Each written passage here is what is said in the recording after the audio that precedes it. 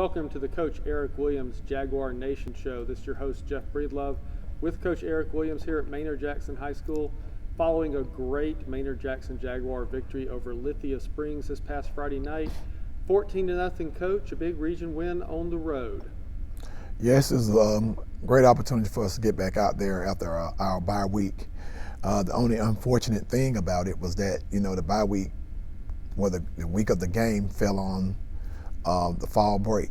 And so, we had a lot of kids that were missing practice throughout the week, and we didn't have a full roster. But we went out and played a pretty good game. I think we played solid football, and it was really all about survival. Well, I'll tell you what, we were in literally the lion's den, is what they call it out there, and it was a very humid night at the beginning of the game, tough conditions to play in. It was their homecoming too, so they really wanted a win. They were bringing their best for the Jaguars, but it's our first shutout of the year. Yes, I think we played an outstanding game defensively. It was more like a bend but don't break mentality. They drove the ball and kept the ball. I think they kind of won the time of possession. But at the end of the game, the Jaguars, we were victorious. And we'll talk a little bit about that point you made right there, because they did do quite a bit of time of possession, especially in the third quarter. But let's start with the offense, Coach. We had 2 touchdowns in this game. Scored on our first drive. We had a touchdown by number 11, Antron Davis, a big pass reception. Yes, Antron came through for us very big. We were missing some of our key people on offense, and Antron really stepped up in this game. He caught the first touchdown, his first touchdown of the season.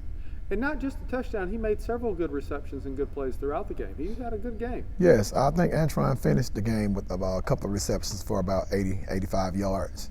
He played a great game. And our other touchdown was a reception by number 5, Rashad Jordan. It was a great catch, big touchdown for us. Yes, Rashad came over. Rashad played big as well on both sides of the ball. And he went out there and did his thing and made a great catch for us for a touchdown. And of course, got to mention number 1, Marquise Cozy, rushing for well over 90 yards. Just another game of moving that ball up and down the field for the Jaguars. Well, yeah, that's our go-to guy, Marquise Cozy. He's been our leader and our best receiver the entire season, and he did a great job of catching the ball for us once again on Friday night. And I want to just once again give a shout out to the offensive line, because all those plays were made because the offensive line gave those guys time to throw the ball and make those catches and runs. Well, the offensive line did a decent job. We see room for a lot of improvement, but we were kind of not as a solid unit, because where we had kids missing was on our offensive line for the most part, but we patched it together and we made it through. Well, that's a good point, Coach. Flash wasn't playing. We had a lot of our guys out. But, I think the thing that Jaguar Nation can take away from this game is we came away from a win.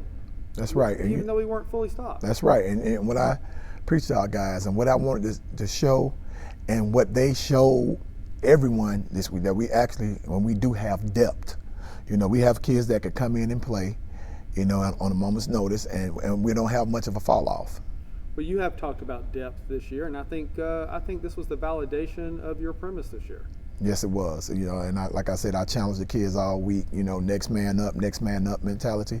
And if I think we really needed Flash to play, he could have played, but he did not. And we just held him out, and we just wanted to see if the other guys would step up, and they did. And they did an outstanding job. They really did. Let's move to defense, Coach. It was again our first shutout of the year, and leading the way was number 14, DeQuantus Watts. Yes, DeQuantus Watts had a big interception for us. He played. We had a couple of guys go down during the game, and he stepped up, and he's one of our top 3 cornerbacks, and he made a great interception. Not to be outdone, Lintavious Tucker, number 44, also came up big with interception. Yes, Lintavious Tucker, that's our big guy in the middle, our middle linebacker. Played a great game, and he caught him an interception, and he made a couple of moves, little juke moves on the sideline, got the crowd into it, and he had a great return. And you referenced this earlier, but number 5, Rashad Jordan, was strong on the defensive side of the ball too, Coach. Yes, Rashad Jordan, DeQuantus Watts, as well as Tanelius Denson. They are really have become shut-down corners for us. We play a lot of man coverage, and they go out there and they do their very best, and they, it's kind of hard to complete long balls on them. Now, if I remember correctly, Coach, it was Rashad that came up with that spectacular fumble recovery that was just a highlight, kind of exciting play. But I think the guy that may have made that happen might have been number 8, Tony Hines. Yes, the guy looked like he was going unabated into the end zone for a touchdown, and Tony came out and punched that ball from the back, and in some kind of way, miraculously, the ball went directly to Rashad. And Rashad returned the ball, got a good return, and we were able to take the knee and get out of there to keep our shutout intact. And you know, Jaguar Nation, that's what I want to say to you. You know, I keep telling you, it's an exciting brand of football this year. And I'm down there on that sideline, and I saw that play. It was on the other side of the field. But that play was so spectacular and so exciting. You could see it. There was a buzz on the visiting bleachers. These Jaguars are playing some exciting ball this year, Coach. We are, and you know, I think our confidence level is really growing. You know, this is our 3rd consecutive win, and we just want to keep everything going. Well, you guys got to get out and watch these guys play in person. There's nothing more exciting on a Friday night or Saturday afternoon around Grant Park in downtown Atlanta than watching the Jaguars play. I promise you that.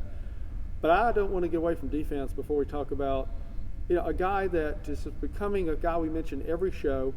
He's doing an awesome job on defense for the Jaguars, and that's number 7, Kobe Dixon. 9 tackles, 2 sacks. Yes, Kobe had an outstanding game. He put a lot of pressure on the quarterback. He made some big tackles for us. Kobe has become our leader on defense. He's our defensive standout. He's truly having a tremendous season.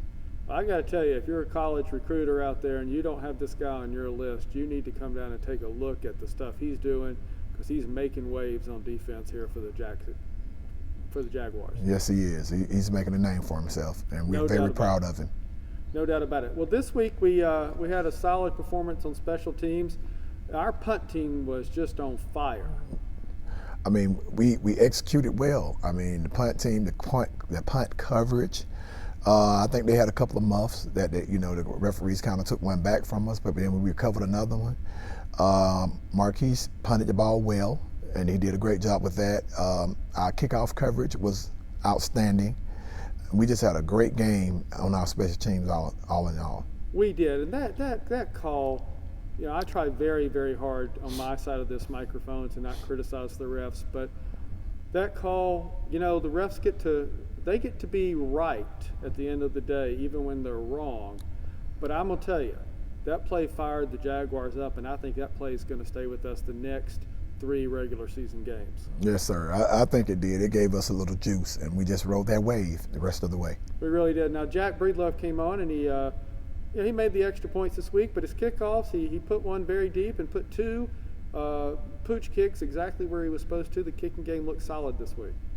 Solid once again. You know, Jack's back to being Jack, you know, and that's what we want, and that's what we're going to need as the season continues and we get closer to the playoffs.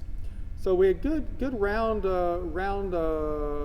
ball on all 3 sides of our 3-sided coin with special teams, offense, and defense this week.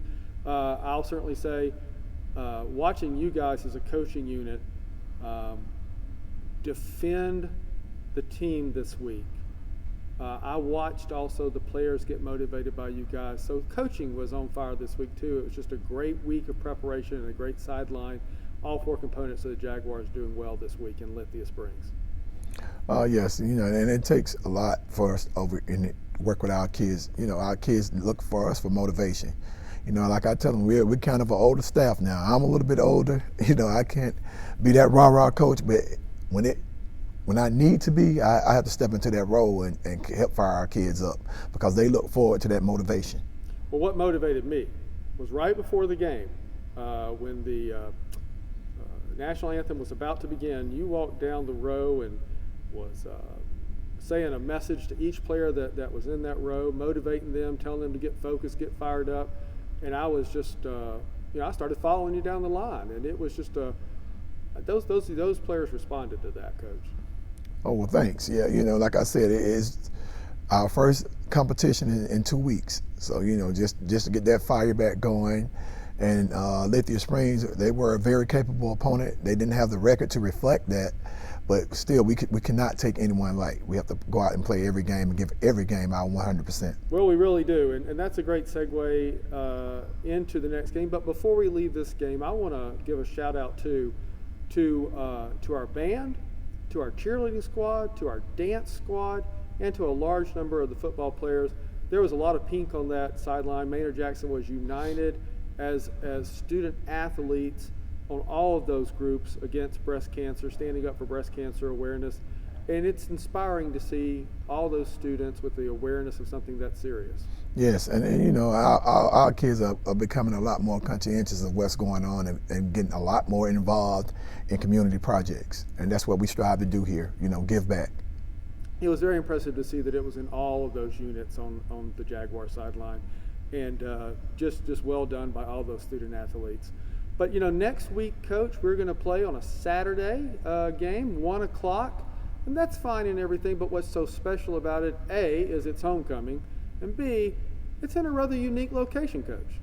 Yes, we're playing in the Mercedes-Benz Stadium, and that's what our kids have been waiting for. We're playing against our rival, Grady Great Knights, and we're going to go out there and soak up the environment and relish in the homecoming festivities and go out there and try to put on a tremendous show for you all on Saturday afternoon.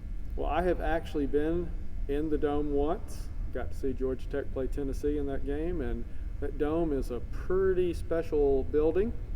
And I know it's just going to be the highlight of so many of their seasons and maybe even high school careers to play on that special place. But you know, guys, it's still a game. And right. It's a region game. Right. And we are in the playoff hunt. That's right. And we're going to need folks to come to this game and root the Jaguars on. We're going to need a lot of Jaguar spirit in that stadium. And to piggyback off of what you're saying right there, Jeff, the ticket sales have been going extremely well. I mean, some of our kids have purchased 15 tickets, 20 tickets, $250 worth of tickets. I mean, the Alumni Association, have really reached out, and we just want everyone to come out and enjoy the Mercedes-Benz Stadium. You know, a lot of us, you know, if we don't have season tickets to the Falcons game, you know, it'll be kind of difficult for us to be able to partake in any game this year. You could come out and see great high school football, well, you know, APS style, on Saturday.